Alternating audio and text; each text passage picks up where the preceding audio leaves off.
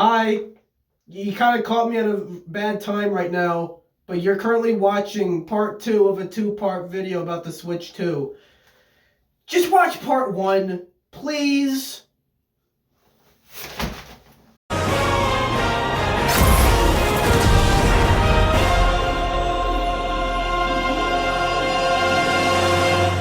In the last video, we took a look at many Switch 2 enhanced Switch 1 games, many of which got official upgrades or unofficial upgrades, either for free or for $10. We also briefly looked at Mario Kart World and then saw what happened with Gamechat. But there's one thing we didn't do. Play the other launch games. Right off the bat, I will say that the Switch 2 has a very strong launch lineup. I heard some people complaining about this, how it's a bunch of games that already exist on other platforms, and I guess that's a perfectly fair criticism, but having them on the Switch 2 is a new experience because it's portable, and because the Switch 2 is more powerful, it's now able to run some of these games. But for most people, Mario Kart World is the only game you'll really need. And to be honest, that's fair. I probably just could have gotten Mario Kart, and I would have been fine, but I just can't help myself. So today, we're going to look at some games not called Mario Kart World that launched for the Switch 2. And to start, we're going to play some games from the early 2000s. Ever since Nintendo introduced Nintendo Switch Online and gave us many free NES games, people wanted more consoles to be added. As time went on, we did get more consoles. SNES, Game Boy, Game Boy Advance, N64, even Genesis were eventually added to the service. But one console people have wanted even before NSO, I'm talking back during the Wii U Virtual Console days, was GameCube. And with the launch of Nintendo Switch 2, we finally got GameCube on Nintendo Switch Online as a Switch 2 exclusive. Starting with just 3 games. I can't complain, because GameCube games are like a lot beefier than like the other consoles added to the service, so let's check it out. And look, I was gonna cover each of them individually, but honestly I don't have much to say. It's 3 great GameCube games. I guess I'll briefly talk about each game as they are. First off, probably the headliner, The Legend of Zelda: The Wind Waker. Considered one of the best Zelda games and still looks really good today. Never got Wind Waker HD on Switch, but we did in some way get Wind Waker on Switch 2. Soul Calibur 2. Kinda sticks out next to the other 2 games featured here, but a damn good fighting game. In fact, probably my favorite of the Soul Caliburs. I know that isn't the most popular opinion, but fuck it. I guess maybe this was included to show that Nintendo is being more welcoming to third parties. They're willing to have a third-party game be one of the headliners for their GameCube lineup. But what's cool about Soul Calibur 2 is that Link from Legend of Zelda is a guest character. And although Soul Calibur 2 has been re-released before, not the version with Link in it, so it's good to finally see Link in Soul Calibur again. And lastly, F-Zero GX, a game so good Nintendo legitimately have no idea how to follow it up with another game of the franchise, so they won't even bother. It's a tough game though, but a damn good one. So yeah, that's GameCube. All the games work and run well on the Switch 2, they look good as well, and yeah, I'm gonna say now that finally, Nintendo Switch Online Plus Expansion Pack is finally worth it. Until they jack up the price, eventually. Speaking of things being worth it, though, the Nintendo Switch 2 Welcome Tour is not worth $10. I need to play it first, though. But yeah, I made a joke about this game in part 1, and you probably thought I didn't actually buy this game. But I did. So you wouldn't have to.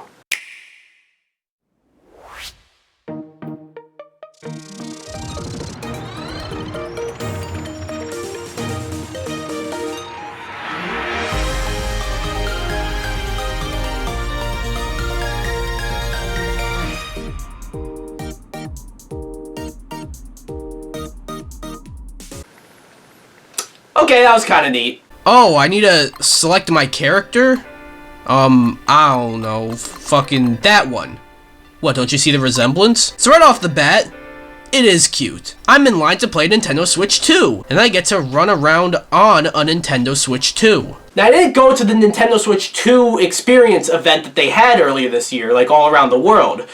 So I don't really know what happened there. But for those of you who did actually go and had to wait in line to play the Switch 2, is this what they meant? So what this game is basically an interactive instruction manual for the Switch 2 console, which I actually feel is inherently a cool idea. when you don't charge $10 for it. Okay, first minigame, cause this is also a minigame collection, didn't you know? But we got Dodge the Spiked Balls, Survival Mode. One thing I think we can all agree that is cool here about Welcome Tour though is that it takes advantage of the mouse controls. Kinda random, and of course this is gonna take advantage of the mouse controls.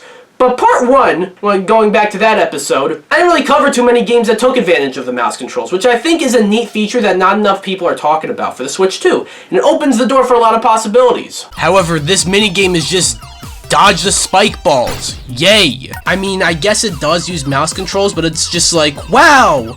Look what the Joy-Con can do as a mouse! Exactly what a Wiimote can! Then there's this other minigame where you move the Joy-Con and it vibrates and you have to guess where the strongest vibration is. Don't even think about it, you dirty-minded freak! There's also this thing where you test the physics of the maracas. Cool. Okay, let's cross this bridge and go to this side. Did you get all the stamps in Area A yet? What do you mean? Okay, so I replayed a lot of the minigames, 100%ed them, took a quiz about the Joy-Con mouse, and found out that the mouse controls actually work because of a camera on the Joy-Con, as opposed to like a laser, like say a computer mouse. Pretty cool fun fact, if I'm gonna be honest. But what isn't cool is I still don't have all the stamps. And you know what? I don't care enough to try! Look, the Welcome Tour, judging it on its own, is a fairly inoffensive game. But it should be free. And I don't care how much you charge for it. You can charge any amount, and if it's a tech demo like this, I'm expecting a little more. Anyways, we're gonna move on to Fast Fusion from Shinen. They make, you know, these pretty high quality racing games on like Nintendo platforms that take advantage of the hardware. They're like F-Zero and Wipeout. Let's give it a crack. Wow. Does this game look awesome? Shinen knows how to take advantage of Nintendo's hardware graphically, and you can just see that here. Just, you know.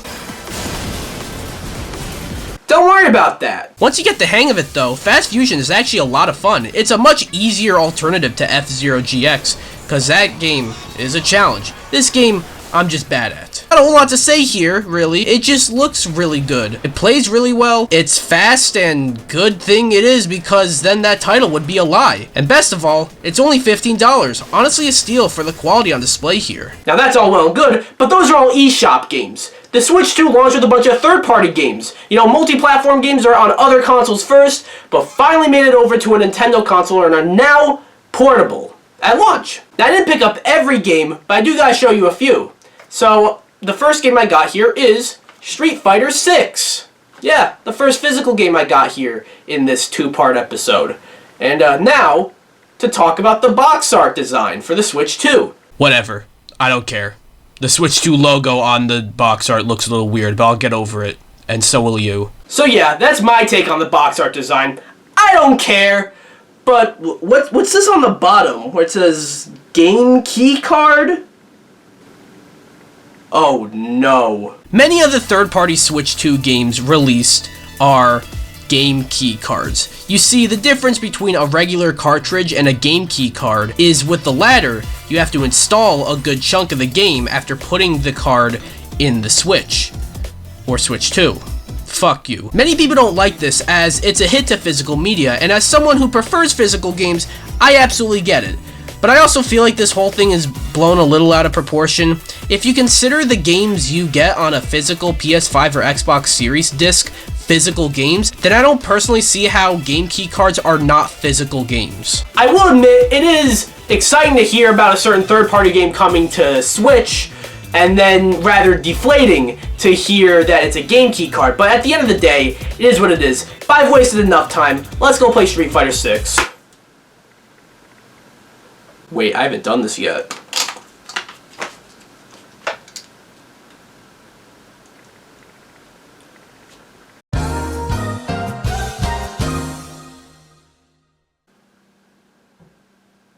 So yeah, in case you couldn't tell, Switch 2 cartridges are still fucking gross.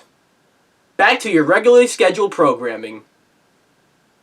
So after taking, I'll just say it, a concerningly long time to install, and also a noticeably long time to load, I finally get to boot up Street Fighter 6, and I mean, going off of the title screen, which is minuscule, sure, but it looks good so far. We're gonna start with arcade mode, and of course, I gotta select Cammy. Just really like the moveset, that's all. As for the game itself, Time to erase you. I'm not gonna lie, I played Street Fighter 6 so much on PS5 to where I am used to the game looking a certain way, and because of that, I was able to notice how this game on Switch 2 looks worse. I never thought it looked bad at all, but I was able to notice a difference. However, the more I played, the less I noticed. This is really impressive, and you know what? If they had to take some liberties to get it going on the Switch 2 at all, I'd say those liberties paid off. I'm not sure if it's my preferred way to play Street Fighter 6. I do have a lot more data on the PS5 version anyways, but I can't fit the PS5 in my pocket. This is fucking bullshit. The game plays exactly how it does on other platforms, so the difference here is just technical stuff, but I still think it's very impressive. Playing on stages where there is a bit more going on in the background, again, you notice a bit of a visual downgrade, but it's not that crazy. Not to mention, this was my first time playing the newest DLC character, Elena, and she's pretty fun. But that was the fighting ground. Only 1/3 of Street Fighter 6. Another third of Street Fighter 6 is World Tour, the single-player campaign. And I have to sit through all this, and now I get to make my character. Alright, just give me a minute. That's my boy. Isn't he perfect? And this was probably the real test for Street Fighter 6 on Switch 2, as we're in a big semi-open world, but it looks and runs really well. Again, after a little while, I really didn't notice a difference here. And the third of Street Fighter 6 is Battle Hub. This is the online, and nobody was here. But would you believe it if I said Street Fighter 6 on Switch 2 actually has some exclusives? We're going back to the fighting ground, the first third of Street Fighter 6. Got some types of matches that takes advantage of the Joy-Cons. So let's check that out. First up is Gyro Battle. Wait, I can't just do this by myself? Fine, we'll skip Gyro Battle. We'll go to Calorie Contest. Why can't I play these new modes by myself? So what I'm gonna have to do is just have the second player not do anything. So Calorie Contest works by having two players, and yes, it has to be two players, holding the Joy-Cons on their sides and shaking them in order to fight. But this time there's a calorie meter, cause I'm burning calories. Are you calling me fat, Capcom? I don't think there is like any rhyme or reason to what's happening here. I'm just shaking the Joy-Con and it's translating to some random ass inputs in the game that will occasionally pull a pretty sick combo out of nowhere. I'm serious, by the way. All I'm doing is shaking the Joy-Con, like you can see me right there. And I randomly bust out a super move. I have no idea what's happening, but I kinda love it. Wow, look at how many calories I burnt. It's a green pizza. The fuck is that supposed to mean? I circled back to Gyro Battle, and it's the same thing, except it's a regular match as opposed to seeing who can burn off more calories. But then, I had an idea. And I don't know how I didn't think of this before, but it's genius. Round 2. Fight.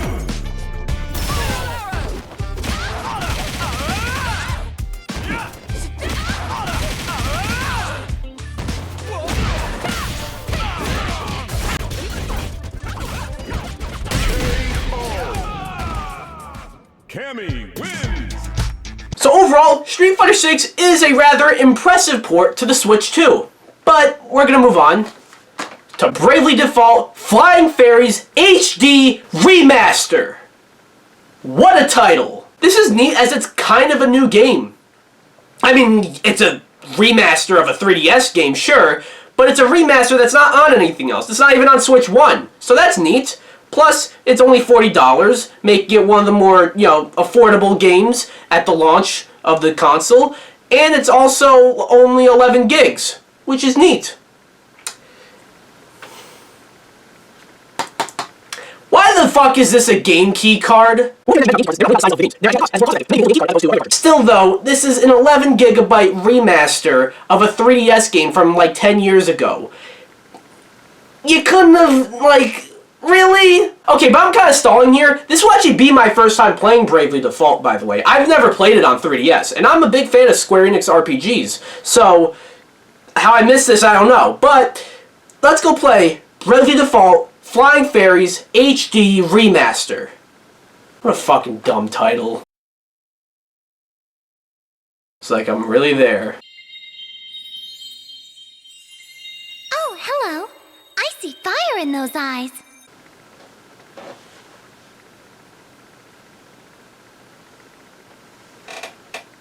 Huh. How do I put it? They've a strong sense of duty. Oh, so this is why it's called Flying Fairies HD Remaster and not just like Bravely Default Remastered or something simple like that. That's totally the reason why, and definitely not the fact that it's called Bravely Default Flying Fairies in Japan. I'm not retaking that, by the way. So we get this flying fairy to tell us stuff, No matter what. and then we cut to this girl. Can you hear my prayers? No, I can't because you didn't say any. Or maybe you have, but I didn't hear any because I just got here. So I don't quite know what is happening right now. This girl seems to be having a schizophrenic episode or some shit, while really epic JRPG music plays, and I don't know what to make of it. We then cut to this cutscene where everyone thought it was Final Fantasy IX. I'll admit, I was one of them. Roll the clip. Like, it's the name of the company. Wait, is this... What is this? I thought this was... Oh, it's Bravely Default. It's a new Bravely Default game. Okay, I thought that was Final Fantasy IX for a second. Look, I never played Bravely Default before this, okay? So after all that, we get some more cutscenes introducing our other co-protagonist, Tiz. 'Tis the season to be way too early. So I get to play this game, and after some time, I don't really have much to say. It's a perfectly fine RPG, but I kind of got bored of it, if I'm gonna be honest. The combat system is interesting. You can do your usual things like attack and defense or whatnot, but then also the game introduces two mechanics, Brave and Default. And how these mechanics work: Oh, I get it! Brave lets you attack twice, and Default lets you take less damage, and helps you out in the long run, throughout the battle. Pretty cool game, but not much to say, honestly. I guess it is like a nice callback to Final Fantasy IX, but... Okay. Gotta make sure there's no one ready to kill me because I'm about to share a hot take, okay? I don't think Final Fantasy IX is that good. Didn't say it was bad. Did not say it was bad. But it's a bit overrated. Now that's all well and good, but what about a third-party game that is not a game key card? Well, I'm of course talking about none other than Cyberpunk 2077. I caught that shit for real. I feel like a game like Cyberpunk is a real test for the Switch 2. The console is said to be about as powerful as a PS4, and if you remember properly, when Cyberpunk came out originally, it had a hard time running on a PS4, for everybody except for me. So to see it as a launch game for the Switch 2 is very interesting. Not to mention, it also includes the DLC, which was not on PS4 or Xbox One, because it was just too much. On top of that, like I said, it's not a game key, meaning the whole thing is on the cart, while it's still a 64GB cartridge for $70. So I kind of did just ramble, but what I'm trying to say here is that CD Projekt Red seemed to have made one of the more enticing releases for the Switch 2 at launch. Also, want to know something a little funny? I'm like the only person who liked Cyberpunk at launch, but they did make a lot of improvements, and the game is really good now, but I have not like thoroughly sat down and played it. Like I might have played a little bit since they fixed it, but I haven't really delved back into it. This will be my first time. Better late than never. Sorry, what's this? I can use the mouse controls for this game? I think I'll try that out later, actually. Alright, I get to customize my character. Of course I gotta give him green hair and a light blue beard, because those are my colors. And then... Okay, yep, how soon we forget how revolutionary this game was for its time. One thing I noticed about all the third-party physical games today is that they all kind of take a while to load. Like, the first-party games load rather quickly, but this is the third-party game I got physically, and just like Street Fighter 6 and Bravely Default, Cyberpunk is taking a minute to load. Oh well. But now that we're in the actual game, wow, this looks so good. This is probably the most impressive game on Switch 2. I mean, I assume so at least. I don't have every game. But seriously though, this looks about as good as I remember Cyberpunk looking at its best. I've actually played this game on Switch 2 for quite a bit, and I've forgotten that I'm playing Cyberpunk on a goddamn Switch 2. That's how impressive this is. I decided to get some footage of me in Night City, seeing how that's the game's big open world. And there's a lot going on here, and it still looks really good. And now, for the best driving that you will ever see.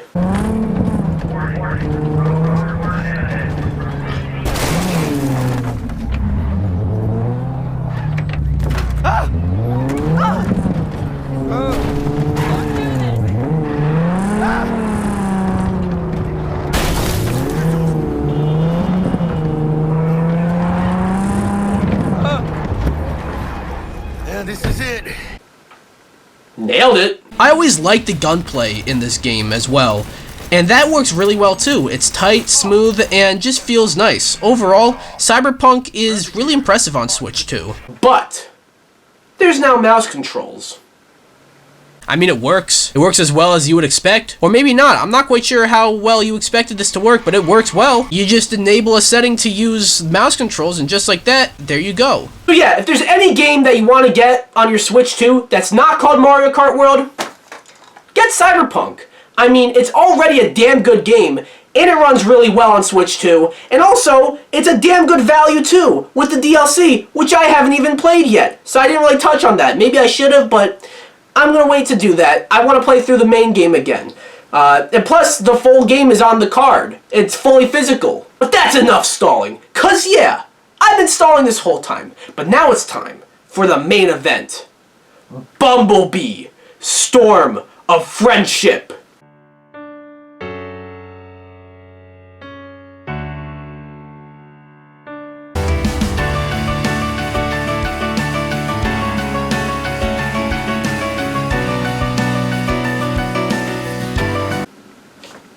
Out of 10. Best game. Give it Game of the Year. Now, we don't need the Game Awards! Guys, I don't know what to tell you here. This is the whole game. I'm literally just flying around as a bee collecting salt? I have cut away from Bumblebee Storm of Friendship. I've shown you all the game has to offer. Sure, there may be some other, like, locations in the game, you know, some other backgrounds.